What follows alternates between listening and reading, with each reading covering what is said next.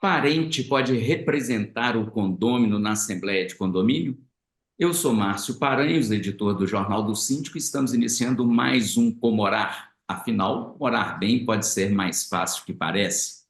Antes de chamar o nosso convidado de hoje, pediria a você que faça sua inscrição aqui no nosso canal, que acione o sininho para ser notificado de novos vídeos e que também dê o seu joinha aí para contribuir no a nossa repercussão aqui no YouTube, né? Se você também gosta das informações sobre condomínio, você pode pedir para a gente as edições do Jornal do Síndico, que são mensais, né? Faça essa comunicação através do nosso número de WhatsApp, que é o código de área 31 e o número 98481 7642.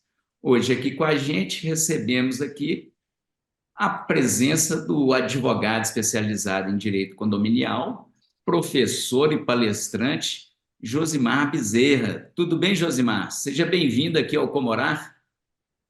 Boa tarde, Márcio Paranhos. É um prazer.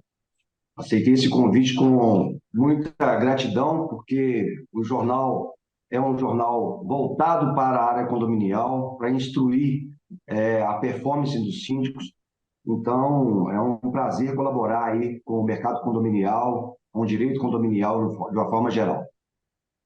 Então, seja bem-vindo aqui. E aqui é o seguinte, sabe, ô Josimar, quando vem a primeira vez, eu já falo que eu já vou convidando para outras vezes também. Então, se aguarde que você será convidado novamente para participar aqui com a gente.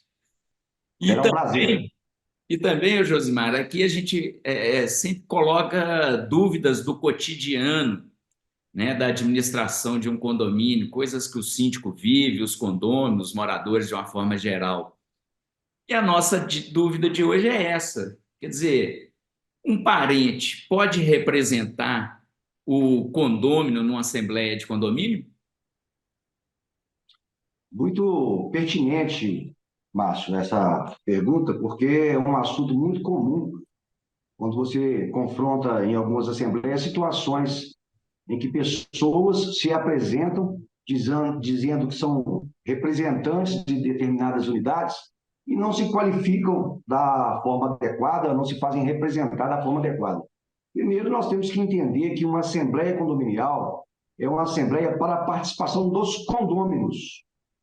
Então, o Código Civil ele esclarece com muita pertinência o que é um condômino. O condômino é aquele que tem um domínio junto com outros, significa que é o proprietário daquela unidade imobiliária. Então, nós só podemos considerar, conforme o Código Civil, como condôminos, os proprietários, aqueles que adquiriram um bem imóvel e ainda não transferiram esse bem para o seu nome, são chamados adquirentes, e também aqueles que têm o usufruto do imóvel, o Código Civil também qualifica como detentor do direito de participar da Assembleia o usufrutuário, que também é detentor do direito. Fora essas três qualificações, que é o condômino, o adquirente e o usufrutuário, ninguém mais tem poderes para participar de uma Assembleia, ainda que seja parente. É bom a gente esclarecer que você pode participar de uma assembleia desde que esteja munido de uma procuração, que é a forma correta de representar um condômino dentro de uma assembleia. A procuração é instituída pelo Código Civil, artigo 654, né, diz o artigo que todas as pessoas capazes são aptas a dar procuração mediante instrumento particular, que valerá desde que tenha assinatura do outorgante. Então, nós temos aí uma condicionante muito simples, regulamentada pelo Código Civil, falando que uma procuração com poderes específicos para representar naquele ato de assembleia, assinado pelo outorgante, né, ele daria poderes, então, para um representante participar. Mas aquele filho ou a esposa que não é proprietária, né, o filho também que não é proprietário do imóvel, sem uma procuração, ele não pode representar a unidade. Então, a resposta é que sem procuração, o filho ou a esposa não podem representar. Mas, ô Josimar, então tá, você já definiu bem aí, né, que parente tudo bem, pode participar, mas mediante a procuração, né? Um instrumento de procuração. Mas e no caso, Exato. por exemplo, tem situações, né, que o proprietário casado em comunhão de bens, por exemplo, a esposa não seria também uma proprietária do imóvel? Sim, nesse caso, sim. Há que haver uma interpretação, no caso aí dos cônjuges, do regime de casamento. Se eu tenho um regime de casamento com separação total de bens, e aquele bem foi adquirido só por um dos nubentes, seja o marido ou seja a esposa, né? E aquele bem não comunica na relação matrimonial, obviamente que o condômino é apenas o proprietário. Então, a esposa ou o esposo não tem poderes para representar. Agora, se eu tenho um casamento, por exemplo, com comunhão parcial de bens, esse bem foi adquirido após o casamento. Então, tanto a esposa quanto o esposo, eles são proprietários. Então, qualquer um dos dois tem poderes hábeis para representar na Assembleia. Deixa eu te fazer, Correto? deixa eu te fazer mais uma pergunta, Josimar. E naquele Pois, caso onde o proprietário, né, o condômino proprietário, né, ele vem a falecer, né? E aí vão ter os herdeiros, né? Nesse caso sim. aí, quem tem o direito de participar?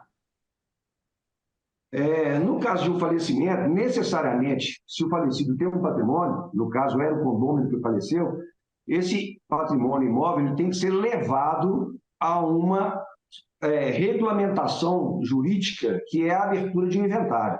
Isso. Na abertura de um processo de inventário, normalmente é nomeado um inventariante, que é o responsável por gerenciar aquela massa patrimonial de quem faleceu. Então, os bens imóveis de um falecido vão ser gerenciados pelo inventariante.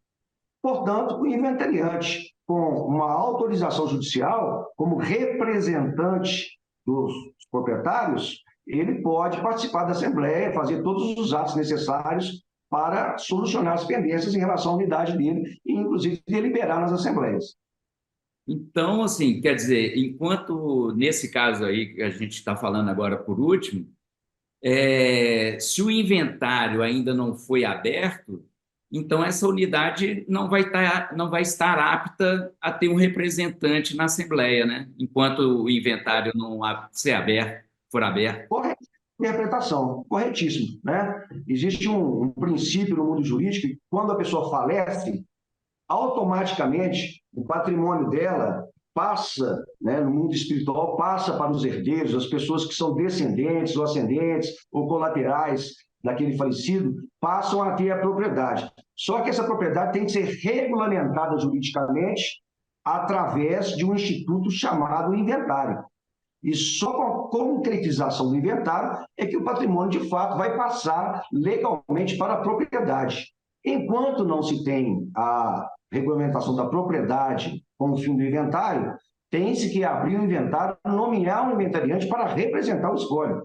Eu tenho, às vezes, um falecido com 10 filhos, cada um quer uma coisa, e o síndico acaba ficando perdido sabendo a quem se atende.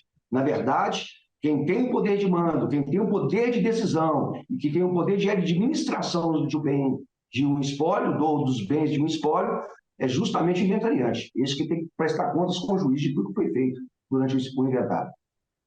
Então, só para a gente finalizar aqui, né, nesses casos todos, então, o síndico ali na abertura, né, o presidente, o secretário, na abertura da Assembleia, tem que fazer essa conferência e se aquela pessoa, aquele filho, aquela esposa que não tem comunhão de bens, ou mesmo os filhos de uma pessoa que faleceu, elas não podem querer, na marra, participar da Assembleia, né, relatando um direito que elas não têm, né? O síndico não deve excluir essas pessoas da Assembleia.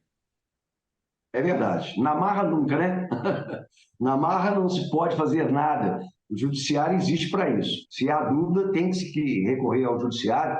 Ninguém pode causar um estresse na Assembleia tentando se fazer participar sem estar legitimamente outorgado, sem estar legitimamente representando aquele que é o detentor do direito.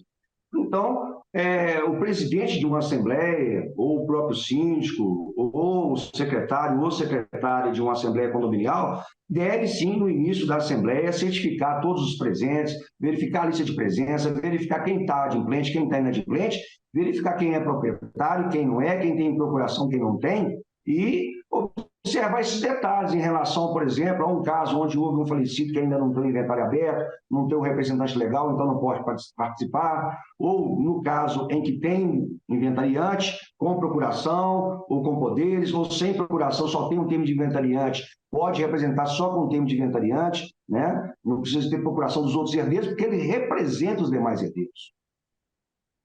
Bem, esse aí foi o Josimar Bezerra, advogado especializado em direito condominial, professor e palestrante também. Muito obrigado pelos seus esclarecimentos aqui no Comorara, Josimar. Márcio Paranhos, agradeço demais. Queria agradecer também sua colaboração com o mercado condominial aí, que a gente sabe que é de suma importância. O trabalho do Jornal do Síndico é um trabalho muito importante para os síndicos profissionais, para os síndicos orgânicos, né, para os operadores do direito. E é um prazer estar com você aqui. Muito bem. E você aí que nos acompanhou, gostou dessa informação? Faça ela circular aí entre seus condôminos também, né? Não se esqueça de fazer sua inscrição aqui no nosso canal e acione o sininho para receber notificações de quando os novos vídeos entrarem no ar. O Comorar volta numa próxima oportunidade com novos vídeos para você. Até lá!